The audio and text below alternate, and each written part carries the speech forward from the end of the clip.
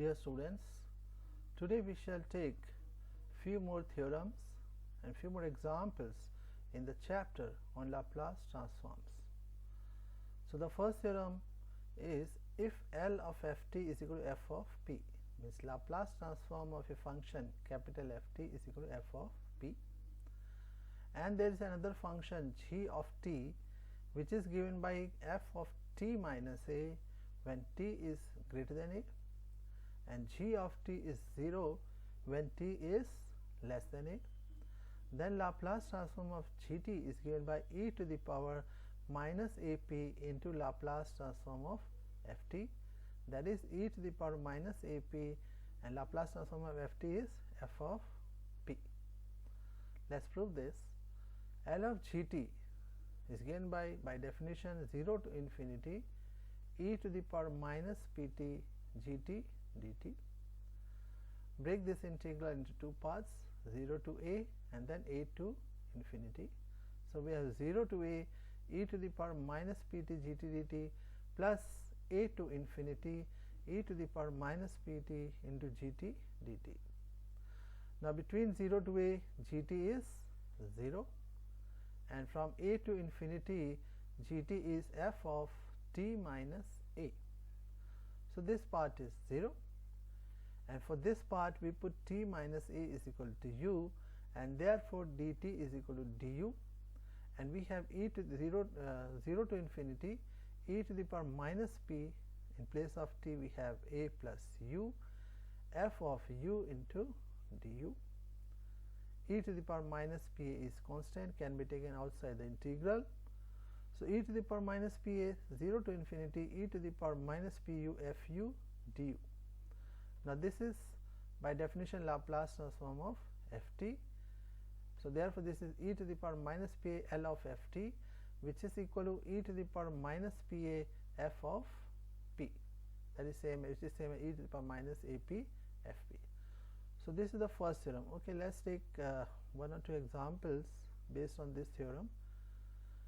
Find L of gt, where gt is equal to e to the power t minus a when t is greater than a, and 0 when t is less than a. Now, if we compare it with the theorem 1, f of t minus a is e to the power t minus a. So, therefore, f of t is e to the power t. So, f of t is e to the power t. So, therefore, L of ft is L of e to the power t, which is equal to 1 upon p minus 1, and suppose this is equal to f of p. Now, because gt is given to be e to the power t minus a when t is greater than a, and 0 when t is less than a. So, therefore, using second shifting theorem, L of gt is equal to e to the power minus ap into f of p, which is e to the power minus ap upon p minus 1. Let us take one more example of this type. Find L of ft, where f of t is equal to sine of t minus pi by 3 when t is greater than pi by 3, and 0 when t is less than pi by 3. Now, in this case, because ft is here already given here, so we take another function phi of t. So, looking at this, we take phi of t is equal to sine of t. So, therefore, f of t is equal to phi of t minus pi by 3 when t is greater than pi by 3, and 0 when t is less than pi by 3. Now, L of phi t is equal to L of sine t, and Laplace transform of sine t is 1 upon p square plus 1, which is equal to f of p.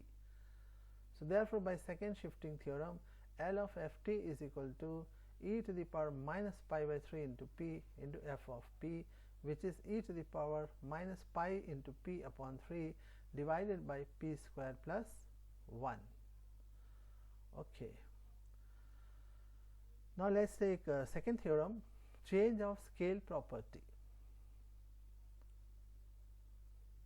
If L of ft is equal to f of p, then L of f of at is equal to 1 upon a into f of p upon a. Means, if Laplace transform of ft is f of p, then Laplace transform of f of at will be obtained by this formula, 1 upon a into f of p upon a.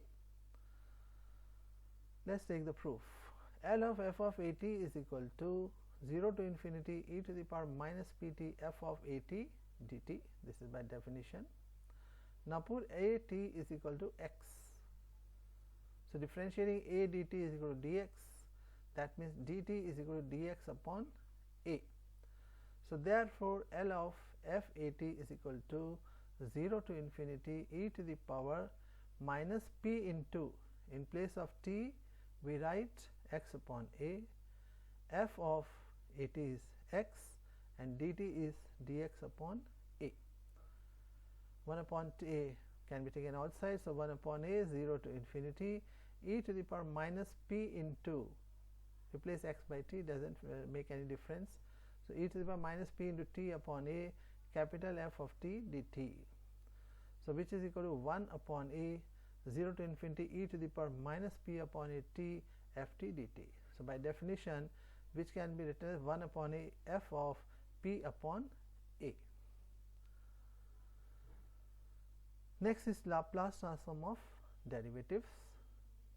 Now this is a general formula. If L of f t is equal to f of p, then for n is equal to 1, 2, 3 and so on, L of any derivative of f t is given by p to the power n into f p minus p to the power n minus 1 into f at 0 minus p to the power n minus 2 f dash at 0 and so on, minus f of n minus 1 at 0, where f n t stands for nth derivative f t with respect to t. So we shall be using these results. Put n is equal to 1, we get L of f dash t is equal to p into f p minus f of 0. L of second derivative is p square f p minus p into f 0 minus f dash 0 and so on. Okay, let us take one example for this. Find the Laplace transform of sine of root t.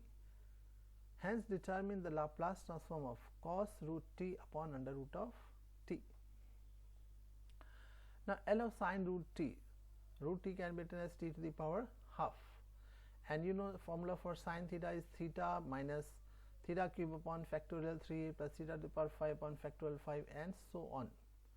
So sine t to the power half can be written as t to the power half minus t raised to the power 3 by 2 upon factorial 3 plus t raised to the power 5 upon t upon factorial 5 and so on. Using the linearity property, we write it as L of t to the power half minus 1 upon factorial 3 L of 3 to the power 3 by 2 and so on. Now make use of the formula. L of t to the power n is gamma n plus 1 upon p to the power n plus 1. So L of t to the power half is gamma 3 upon 2 divided by p to the power 3 by 2.